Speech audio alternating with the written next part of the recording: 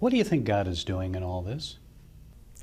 You know, whatever happened with those decisions, and I know many people disagree with it, I think our focus needs to be now on praying that God turn this around, because He can take terrible situations and mistakes that people make.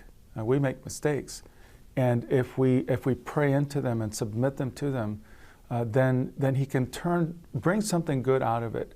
So that's what I want right now, is not to focus so much on what already happened as to what's going to happen and how we can change that through prayer. Well, what should we be praying specifically right now, do you think? Well, first we would like war to stop there, the hostilities to stop, the preservation of life. But we also, what we really want to see is a move of God among these people. And what we saw with the Kurds, all of the refugees, when they, because of the civil war in Syria, many of them came into Turkey. They were much more open than other people are, than other Muslims are. And so this is driving it even more. I mean, it's even more difficult situation now that they're facing. And so we want this to lead to a breakthrough, so that many, many people will turn to Jesus and ask questions that they haven't asked, that their ancestors have not asked for centuries. And so may God use us to bring many of them to Himself. I've read the book, God's Hostage. You had some really dark moments, didn't you? I did, and I was actually, I couldn't have imagined that I would break so thoroughly and so many times, but I did. In many biographies that I had read, Christian heroes, people who are my heroes, they are so strong when they go through difficulty. And I expected that I would have a similar experience to the things I'd read about. My expectations were different. And I felt the silence of God.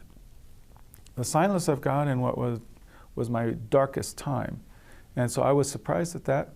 I expected an overwhelming sense of strength, even in difficulty, that I'd have joy, and that I'd feel grace, like a palpable sense of grace.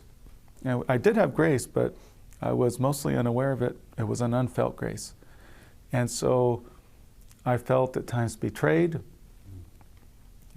forgotten by God. I struggled with suicide because I thought, I just want to escape this situation, despair and anxiety, fear.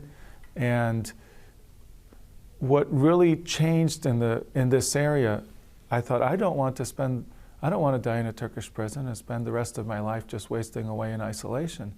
But then in the second year especially, there was a turn toward saying, God, I want to complete the assignment you have for me. And so I still didn't want to live the rest of my life in a Turkish prison. I would much rather be in heaven.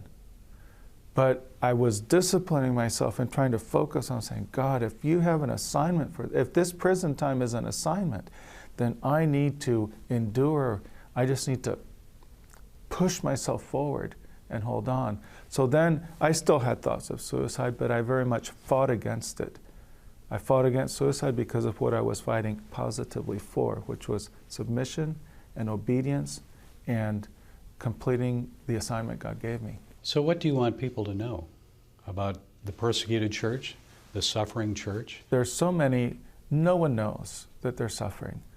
They may not have many people praying for them at all. Some of them don't have anybody praying for them because their families are against them as well. But they're famous in heaven, and God so values what they're going through. I also came to appreciate that when we are willing to suffer for Jesus, this displays to everyone who is observing, it displays His worth, that He is worthy. We're willing to sacrifice for Him. And this is a very powerful testimony.